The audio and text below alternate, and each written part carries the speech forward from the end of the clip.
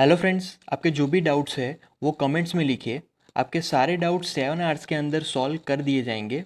अगर आप इस वीडियो की नोट्स चाहते हो तो टेलीग्राम की लिंक नीचे डिस्क्रिप्शन से मिल जाएगी। हेलो फ्रेंड्स, आज का हमारा टॉपिक है basic properties of electric charge.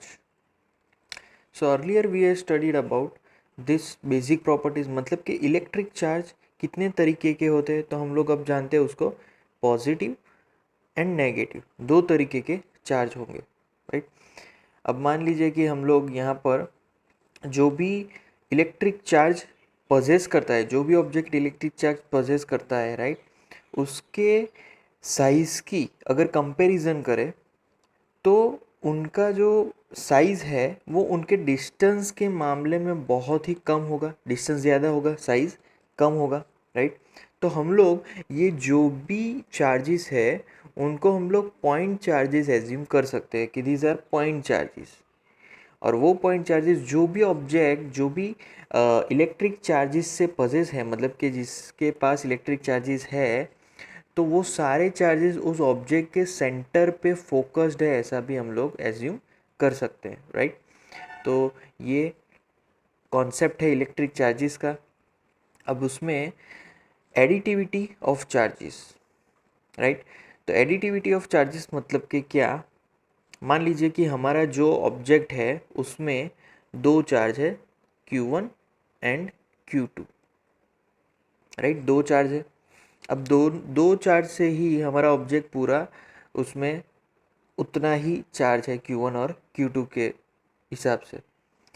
तो यहाँ पर जो भी सिस्टम है उसका total charge total charge of that system, तो टोटल चार्ज अगर फाइंड करना है तो सिंपल, ये जितने भी चार्ज है उनके एल्जेब्रिक सम कर देने हैं Q1 प्लस Q2, तो हमें टोटल चार्ज मिल जाएगा, राइट।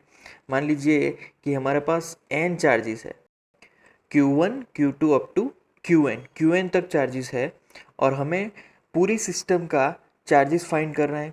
तो कोई बात नहीं, यहाँ पर जितने भी चार्जेस हैं उन सभी का सम कर देना है, Q1 plus Q2 plus up to Qn तक उसका समेशन कर देना है। तो हमें टोटल सिस्टम का यहाँ पर चार्ज मिल जाएगा, राइट। मान लीजिए कि हम लोग अब वैल्यूज़ ले लें, किसी ऑब्जेक्ट के पास वैल्यूज़ के फॉर्म में चार्जेस है, राइट। मान लीजिए जैसे कि +1 +2 -3 +4 -5 ऐसे चार्जेस है किसी ऑब्जेक्ट के पास। अब मुझे उस ऑब्जेक्ट का नेट चार्ज फाइंड करना है, तो उसका एल्जेब्रिक सम कर देना है। एल्जेब्रिक सम में +1 +2 -3 +4 -5 होगा। तो यहाँ पर ये चीज़ कैंसिल हो जाएगी, 4 -5, तो लास्ट में -1 बचा। सो हमारे पास नेट चार्ज है सिर्फ -1, राइट। तो ये टोटल चार्ज हो गया, इसको बोलते हैं एडिटिविटी ऑफ चार्जेस। वहाँ पर हमें एल्जेब्रिक सम करना होता है। ओके, नेक्स्ट सब टॉपिक है चार्ज इज कंजर्व्ड, मतलब कि सारे चार्ज कंजर्व रहते हैं। पहले तो कंजर्व मतलब कि क्या, तो कंजर्व मतलब रिमेन कांस्टेंट, उसका मतलब होगा रिमेन कांस्टेंट। तो यहाँ पर चार्ज कांस्टेंट टर्म रहने वाला है, कैसे ये देखेंगे। तो पहले हमने एक एग्जांपल लिया था, ग्लास का एग्जांपल, राइट। उस ग्लास को हम एक स्फीयर के साथ रब करते थे, राइट। अब मान लीजिए कि ग्लास पे नेगेटिव चार्जेस है। अब यहाँ पर हम लोग ग्लास को पहले जो सिल्क है उसके साथ रब करवाते थे, राइट। तो यहाँ पर एक ग्लास ले रहा हूँ और यहाँ पर एक सिल्क ले रहा हूँ, राइट। तो मान लीजिए कि ग्लास पे कुछ नेगेटिव चार्जेस एक्यूमुलेट हो गए। अगर ग्लास पे कुछ नेगेटिव चार्जेस एक्यूमुलेट हो गए तो एज चार्ज इज कंजर्व, उसके हिसाब से जो सिल्क है उस पे भी same number of positive charge accumulate हो जाएंगे। तो जितने आप देख लो, यहाँ पर मैंने 6 नेगेटिव चार्ज ड्रॉ किए इस यहाँ पर ग्लास रॉड पर, तो यहाँ पर 6 पॉजिटिव चार्ज मैंने ड्रॉ किए इस सिल्क पर। तो ये कंजर्वेशन है एक टाइप का। आप यहाँ पर देख सकते हैं कि पहले बिफोर द रिएक्शन, कोई भी चार्ज नहीं था, किसी के पास कोई एक्स्ट्रा चार्ज नहीं था, मतलब कि देयर इज़ नो चार्ज, मतलब कि sigma Q is equal to zero हम लोग लिख सकते हैं before this process, right. But after this rubbing process, तो यहाँ पर मैं लिख सकता हूँ आफ्टर रबिंग प्रोसेस भी क्या हुआ, आप देख सकते हो कि दोनों के चार्जेस का आप एल्जेब्रिक सम करोगे ना तो वो भी ज़ीरो आएगा, कितना जितना नेगेटिव है उतना ही पॉजिटिव है, तो plus Q minus Q would become zero. तो बिफोर एंड आफ्टर दोनों में ही जो चार्ज है, टोटल चार्ज है, वो कांस्टेंट रहा, मतलब कि चार्ज ऑलवेज कंजर्व्ड रहेगा। तो यहाँ पर एक चीज़ आपको ध्यान में लेनी है, यहाँ पर ये जो प्रोसेस है, रबिंग का जो प्रोसेस है, उससे कोई नए चार्ज नहीं आए, बट जो उनके साथ चार्जेस जुड़े हुए थे, जो भी ऑब्जेक्ट के चार्जेस पहले से जुड़े हुए थे, वही चार्ज डिस्ट्रीब्यूट हुए, मतलब कि इसने नेगेटिव एक्वायर किया और इसने पॉजिटिव एक्वायर किया। तो पहले से ही दोनों के पास चार्ज थे, बट वो चार्ज सिमिलर नंबर्स में थे, जैसे कि नेगेटिव चार्ज जितने थे इस ग्लास के पास उतने ही पॉजिटिव चार्ज थे, इसीलिए वो न्यूट्रल था, जैसे हमने थियरी में पढ़ा। सिमिलरली सिल्क के पास जितने पॉजिटिव चार्ज थे उतने ही नेगेटिव चार्ज थे, इसीलिए वो न्यूट्रल था, right. But after rubbing process in दोनों के ने अलग अलग चार्ज एक्वायर किए, बट दोनों ही जो अलग अलग चार्ज है वो भी सेम नंबर्स में एक्वायर हुए, इसीलिए चार्ज कैसा है, कंजर्व्ड है, रिमेन कांस्टेंट है, राइट। तो यहाँ से हम लोग बोल सकते हैं कि no charge can be destroyed, no charge can be produce means evolve, charge is always remains constant. तो यहाँ पर चार्ज को हम लोग, एक कॉन्सेप्ट था जो कि एनर्जी का कॉन्सेप्ट था, आपको याद है, राइट। तो चार्ज को यहाँ पर एनर्जी के कॉन्सेप्ट के साथ हम लोग कनेक्ट कर सकते हैं। Charge energy neither be created nor be destroyed, energy remains constant, it is conserved। तो similarly charge neither be created nor be destroyed, charge remains constant, ऐसा हम लोग assume कर सकते हैं। उसके बाद है क्वांटाइजेशन ऑफ चार्ज। तो क्वांटाइजेशन ऑफ चार्ज को समझने के लिए मैं एक बेस्ट एग्जांपल देने वाला हूँ। मान लीजिए कि आप क्लास 11 में थे और आप दिवाली में एक रिलेटिव के घर पे गए, राइट। अब ऑब्वियसली वो रिलेटिव अगर आपको पूछेंगे कि आप कौन से स्टैंडर्ड में पढ़ते हो, तो आप बोलोगे 11 स्टैंडर्ड में पढ़ता हूँ, राइट। बट दिवाली है तो हाफ ईयर आपका कंप्लीट हो चुका है, तो उस हिसाब से 11.5 आंसर होना चाहिए, आपको ये आंसर देना चाहिए कि हाँ मैं 11.5 स्टैंडर्ड में पढ़ता हूँ। बट नहीं, आप क्या बोलोगे कि मैं 11 स्टैंडर्ड, आप इंटीजर नंबर बोलोगे, इन 11 स्टैंडर्ड में मैं अभी पढ़ रहा हूँ। तो जब तक 11 स्टैंडर्ड कंप्लीट नहीं होता तब तक आप 12th में नहीं हो, राइट। तो जब 11 स्टैंडर्ड कंप्लीट हो जाएगा फिर ही आप 12th में आ पाओगे। तो यहाँ पर ऑलवेज स्टैंडर्ड वाइज आप इंटीजर नंबर ही बोलते हो, कभी भी नॉन इंटीजर वैल्यू नहीं आएगी, राइट। तो सिमिलरली क्वांटाइजेशन ऑफ चार्ज भी वैसा ही है, वहाँ पर कभी भी नॉन इंटीजर वैल्यू नहीं आएगी, या फिर 1 इलेक्ट्रॉन होगा, या फिर 2 इलेक्ट्रॉन होगा, या फिर 3 इलेक्ट्रॉन होगा, राइट। तो ऐसे ऐसे अलग अलग इलेक्ट्रॉन्स इंटीजर नंबर्स में होंगे, बट वो कभी भी नॉन इंटीजर वैल्यू नहीं होगी। हाँ, ई की वैल्यू हमें पता है, right, e is equal to 1.6 into 10⁻⁻19, वो नॉन इंटीजर वैल्यू है, बट ये ई की वैल्यू है। After multiplication we will get non-integer, but before that electron, number of electrons are in integer value, right। Okay, अब यहाँ पर एक example लेते हैं। तो एग्जांपल में मान लीजिए कि हमारे पास एक ऑब्जेक्ट है और ऑब्जेक्ट के पास n1 इलेक्ट्रॉन्स हैं और उसी ऑब्जेक्ट के पास n2 प्रोटॉन्स है, राइट। नंबर्स यहाँ पर डिफरेंट है, n1 एंड n2। अब मुझे उस ऑब्जेक्ट का टोटल चार्ज फाइंड करना है। तो टोटल चार्ज फाइंड करने के लिए हम लोग क्या करेंगे, अलजेब्रिक सम। तो सिंपल, अब मुझे क्या करना है कि N1 इंटू माइनस ई, क्योंकि ये इलेक्ट्रॉन्स है, उसी में प्लस N2 इंटू प्लस ई, राइट। तो इसका यहाँ पर जो आंसर होगा वो होगा, दोनों में ही ई कॉमन है तो ई कॉमन कर लेते हैं। ई कॉमन ब्रैकेट N2 पॉजिटिव है और N1 नेगेटिव है, तो N2 माइनस N1 यहाँ पर आ जाएगा, N2 माइनस N1, राइट। तो final formula E into N2 minus N1 होगा, राइट। सो इसको हम लोग क्वांटाइजेशन ऑफ चार्ज बोलेंगे, राइट। तो यहाँ पर ई की वैल्यू हमें पता है कि बहुत ही छोटी है। ई की वैल्यू हमने आगे पढ़ी थी 1.6 इंटू 10⁻⁹, राइट, बहुत ही छोटी है। क्यों? क्योंकि वो हम लोग मैक्रोस्कोपिक के डोमेन में हम लोग उसको वर्क करवाते हैं, जो भी चार्जेस है उसको, इसीलिए ई की वैल्यू बहुत ही छोटी होती है, राइट।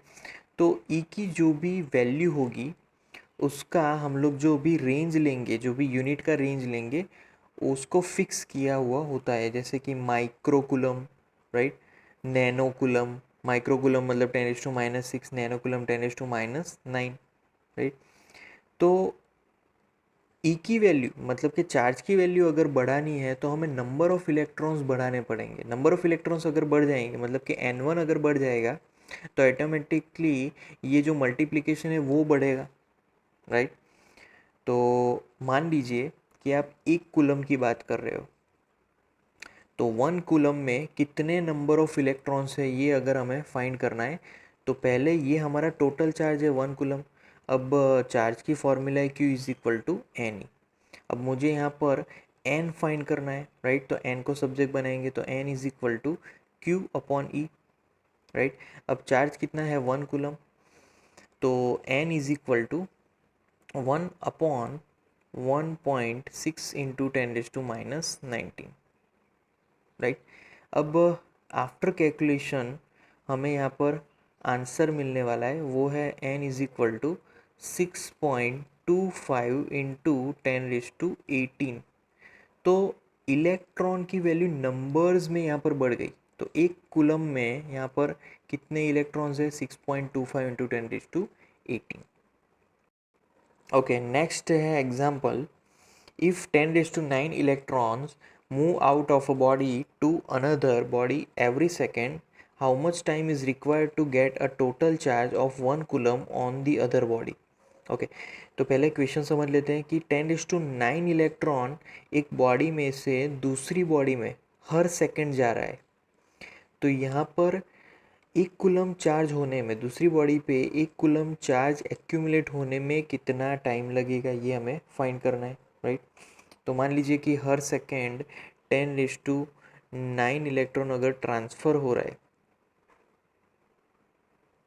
टू अदर बॉडी, तो पहले हम लोग फाइंड करेंगे कि यहाँ पर 1 सेकेंड में कितना चार्ज पहुँच रहा है, राइट।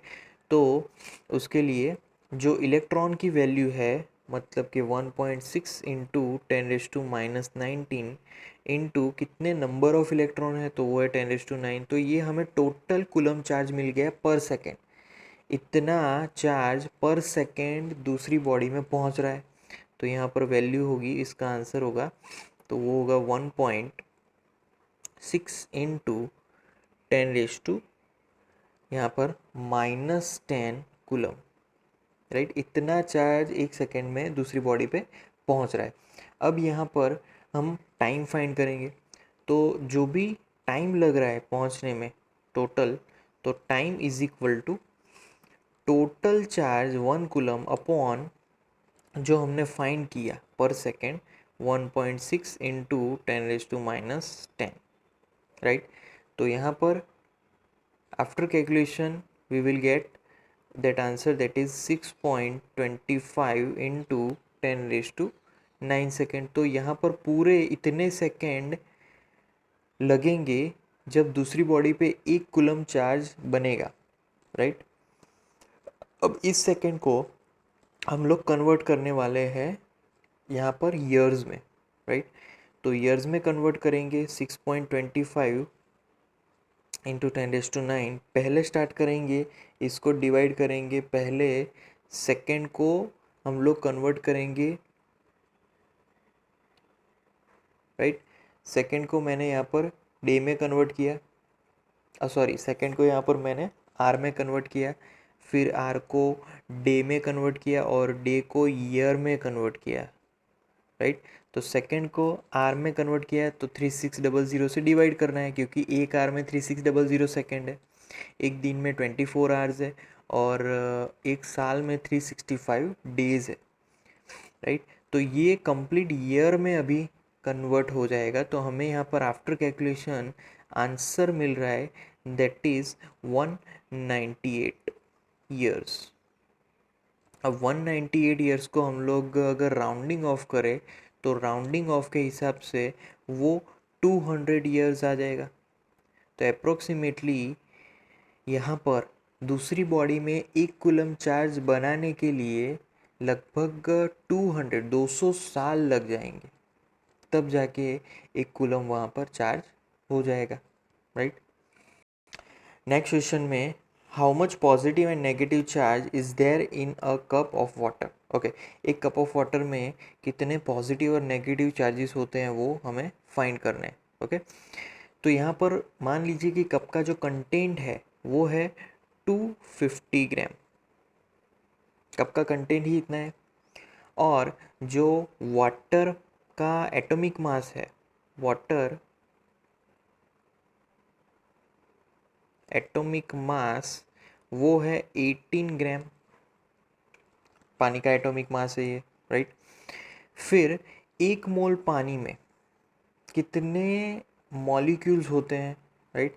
तो एक मोल वाटर, नंबर ऑफ मॉलिक्यूल्स, तो वो होगा एवोगेड्रो नंबर जितना 6.023 इंटू 10⁻23। ओके, तो इतने मॉलिक्यूल्स होंगे। अब ये जो कंटेंट है वो 18 ग्राम वाला कंटेंट है, मतलब कि 18 ग्राम एक मोल में 18 ग्राम होगा और 18 ग्राम में इतने नंबर ऑफ मॉलिक्यूल्स होंगे, राइट। ये हमें ध्यान में रखना है। अब हमें एक ग्लास में कितने मॉलिक्यूल्स हैं, 1 glass of water, right, number of molecules,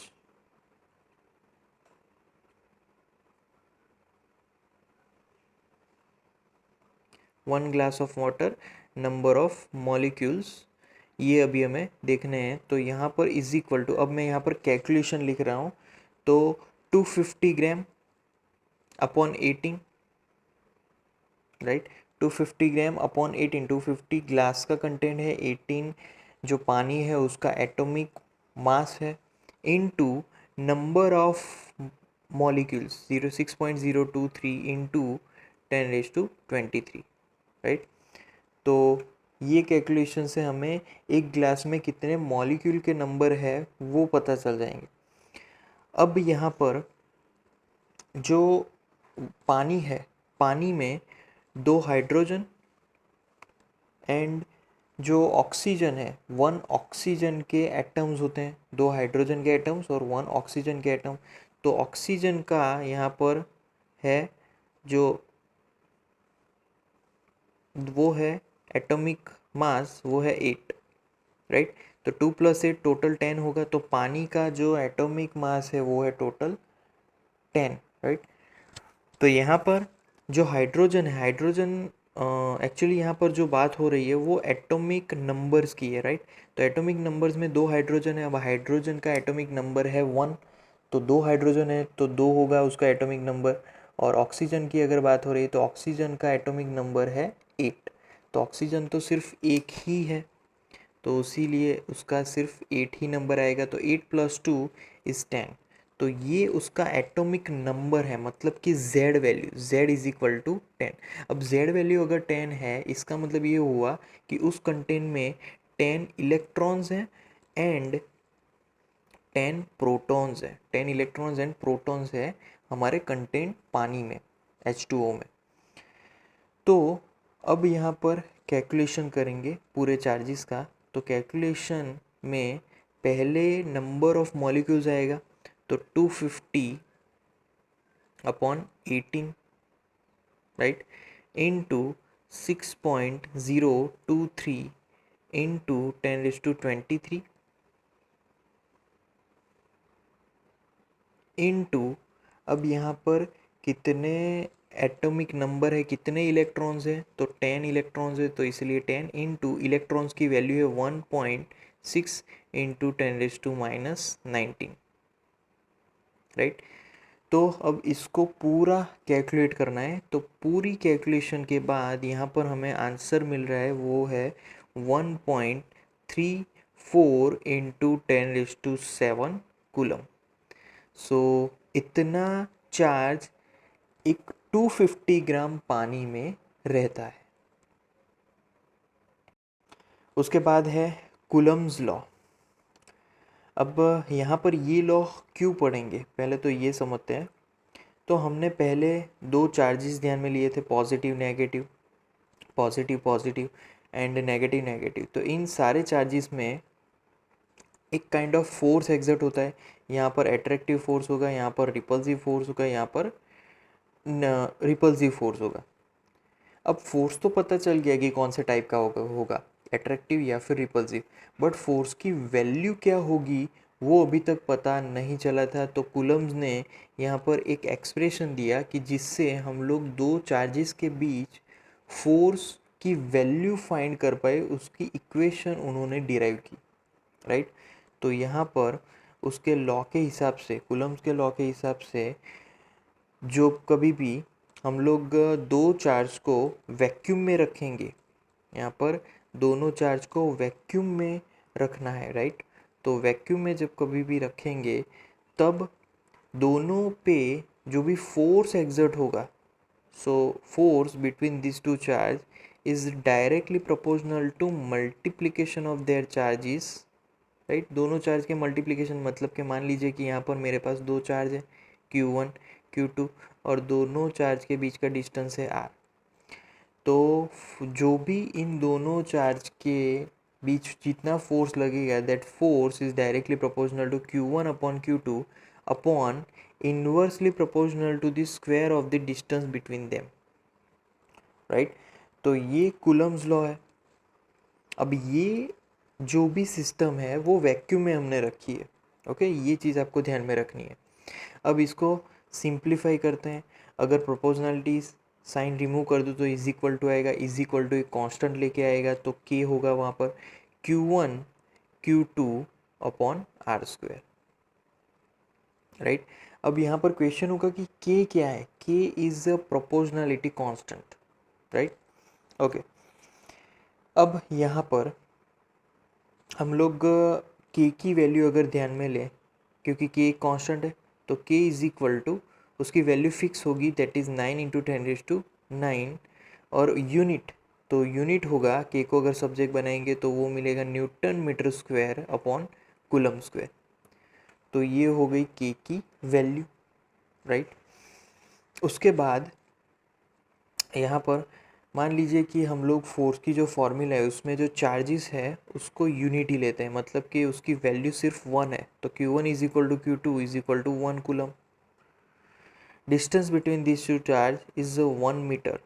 तो आंसर क्या होगा, तो यहाँ पर आप लोग देख सकते हैं कि आंसर जो हमें मिलने वाला है that is F is equal to k as it is Q1 means 1 into 1 upon 1 square, right. तो इज इक्वल टू यहाँ पर के की वैल्यू अगर रखें तो F is equal to 9 into 10⁻⁹, बाकी सब तो 1 था तो कैंसिल हो जाएगा। तो यहाँ पर जो फोर्स की वैल्यू मिली वो न्यूटन में मिली, 9 इंटू 10⁻⁹ न्यूटन, ओके।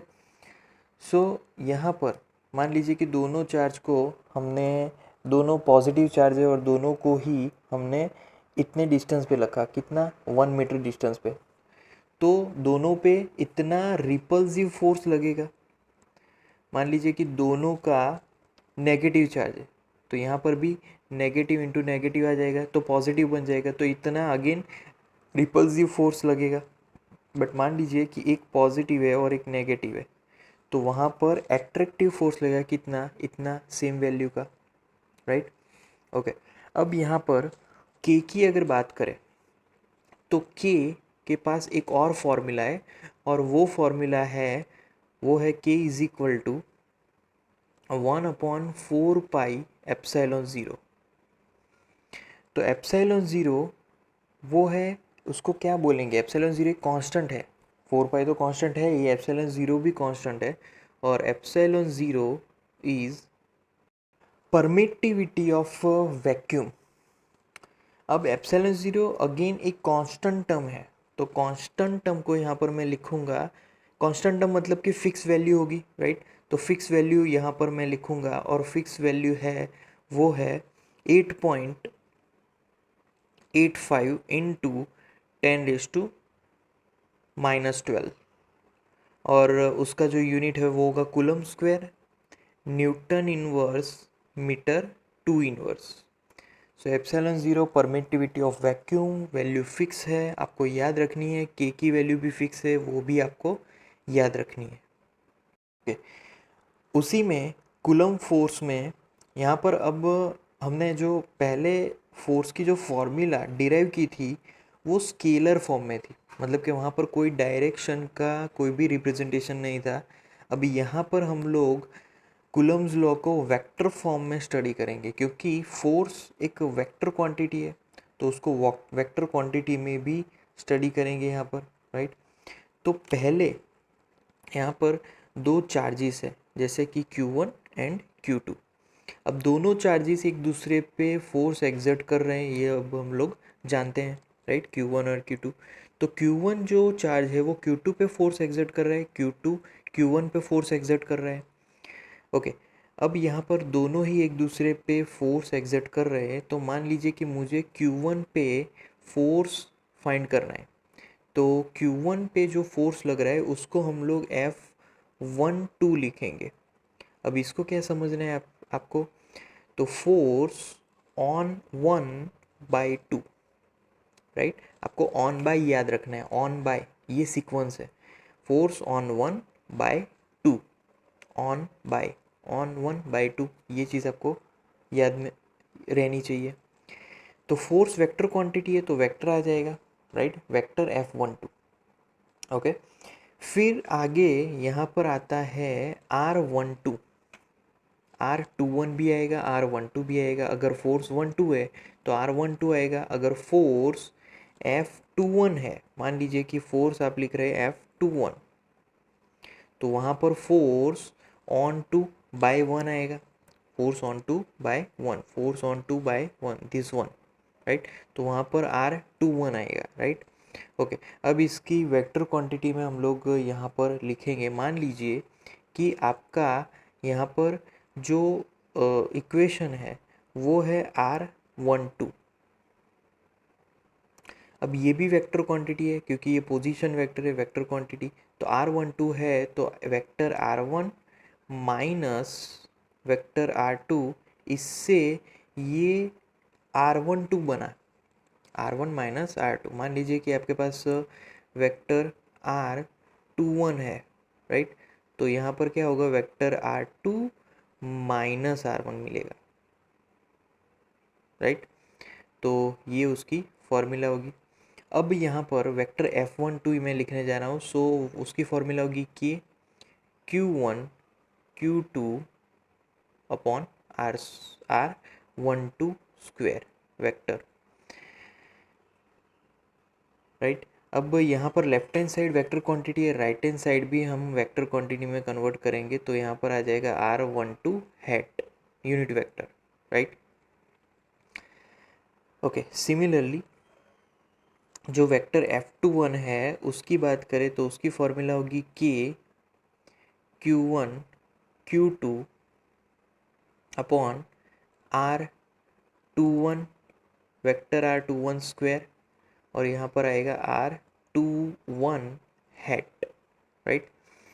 अब R12 वो हमें पता है इक्वेशन के फॉर्म में, R21 भी हमें पता है, बट R12 हैट और R21 हैट क्या है, तो वो यहाँ पर लिखेंगे R12 हैट पहले, R12 हैट, तो यूनिट वेक्टर हम लोग 11th में पढ़ चुके हैं। यूनिट वेक्टर की फॉर्मूला क्या होती है, जो vector quantity upon scalar quantity, मतलब कि यहाँ पर vector R1 minus vector R2 upon mod of vector R1 minus vector R2, right. तो ये फॉर्मूला होगी R12 हैट की।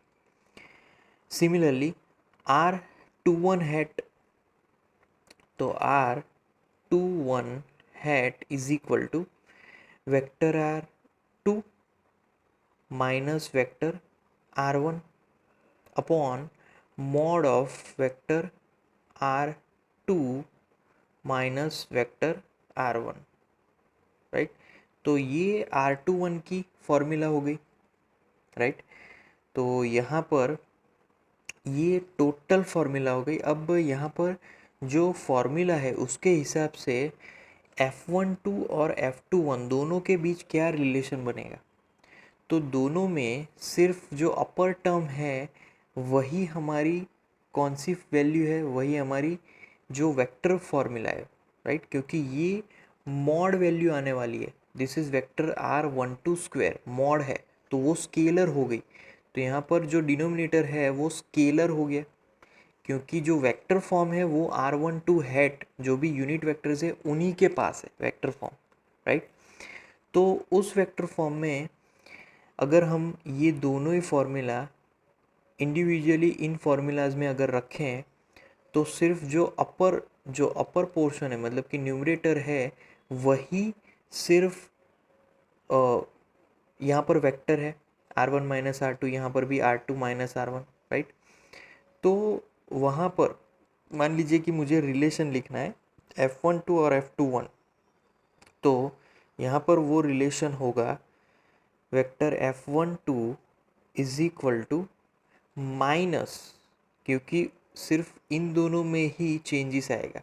अगर मैं R21 को अगर माइनस लिखूं तो vector R1 minus vector R2 हो जाएगा, तो वो सिमिलर टू दिस फॉर्मूला हो जाएगी।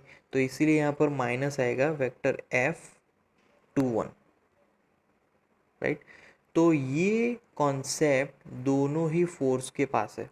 दोनों ही फोर्स में ये कॉन्सेप्ट लगेगा कि एक फोर्स जितना दूसरे पे एग्जर्ट कर रहा है उतना ही दूसरा चार्ज पहले ऑब्जेक्ट पे फोर्स एग्जर्ट कर रहा है, तो दोनों ही एक दूसरे के ऑपोजिट है। तो यहाँ पर न्यूटन्स थर्ड लॉ याद आ रहा है। न्यूटन्स थर्ड लॉ क्या बोल रहा है कि action has equal and opposite reaction, right.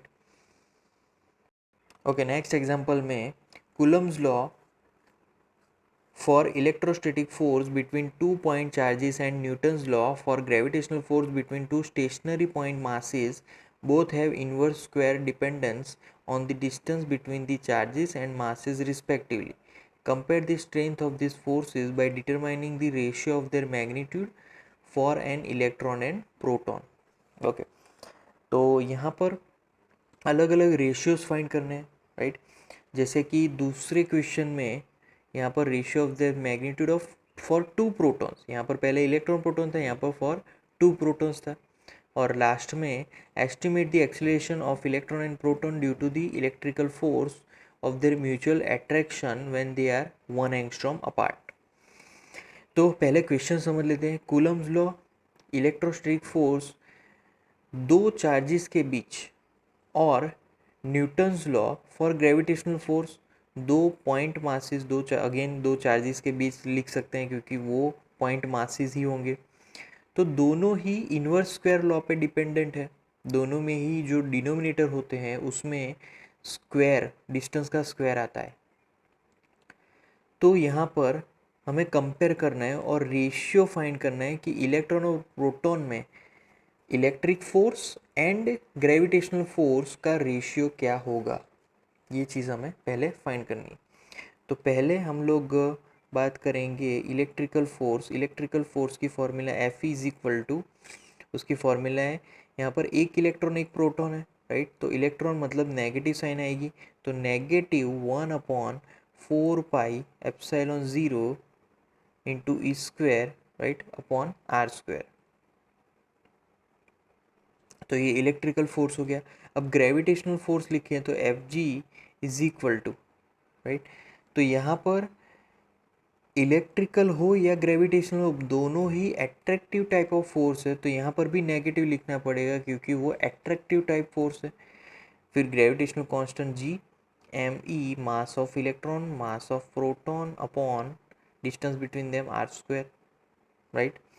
अब दोनों का ही रेशियो लेंगे, राइट, तो रेशियो में एफ ई अपॉन एफ जी,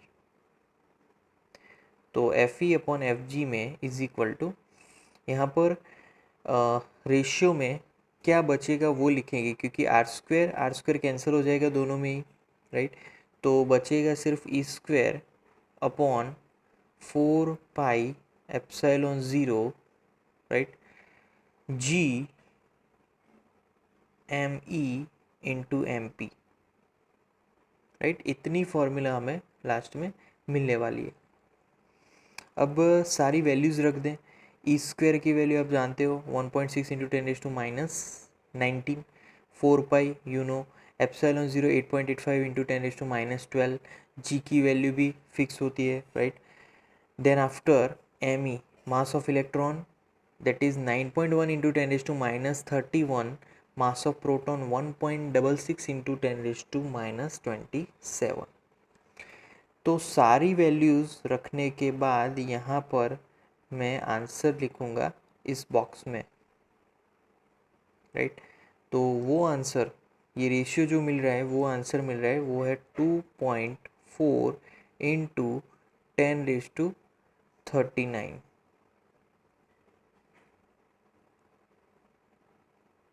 right.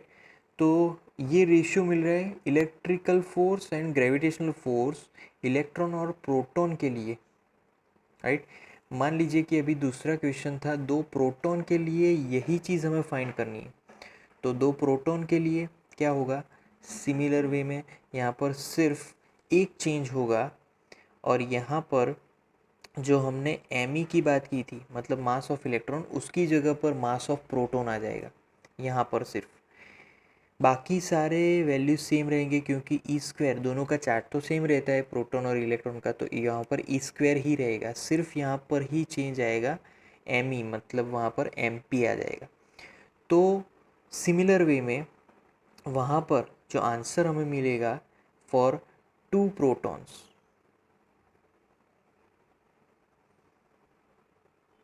Right, F e upon F G, तो F e upon F G is equal to, दोनों की कंपैरिजन में यहाँ पर रेशियो मिलेगा 1.3 इंटू 10⁻36, राइट। तो ये दो प्रोटॉन के अकॉर्डिंग आंसर होगा। ओके, उसके बाद यहाँ पर अब हम लोग यहाँ पर एक्सेलरेशन फाइंड करेंगे, राइट। जो लास्ट क्वेश्चन है उसमें एक्सेलरेशन हमें फाइंड करना है जब कभी भी चार्जेस 1 एंगस्ट्रॉम डिस्टेंस पे है एक दूसरे से। तो पहले इलेक्ट्रिकल फोर्स की फॉर्मूला लिखेंगे, F is equal to 1/4 pi epsilon zero e square upon r square, right. ये फॉर्मूला होगी इलेक्ट्रिकल फोर्स की।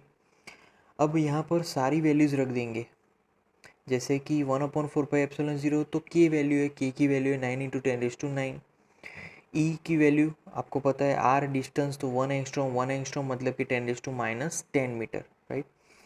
तो after calculation we will get 2.3 into 10⁻8, right, और वो होगा न्यूटन में।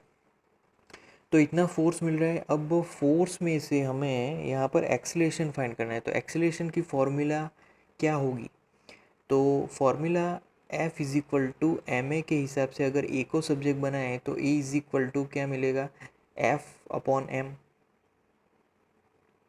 राइट।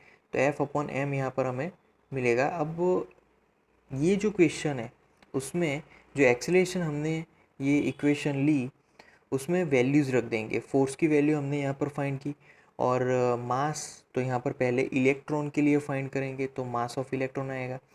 तो यहाँ पर उसके अकॉर्डिंग, इलेक्ट्रॉन के अकॉर्डिंग यहाँ पर ए ई इलेक्ट्रॉन वाला एक्सेलरेशन वो होगा 2.5 इंटू 10⁻⁻⁴, 22, राइट, मीटर पर सेकेंड स्क्वायर। एंड प्रोटॉन, अब यहाँ पर हम लोग मास ऑफ प्रोटॉन रखने वाले हैं, बाकी सब एज इट इज़ है। तो यहाँ पर ए पी आ जाएगा। अब a p is equal to, वो वैल्यू होगी 1.4 इंटू 10⁻19, राइट, 10⁻19 मीटर पर सेकेंड स्क्वायर।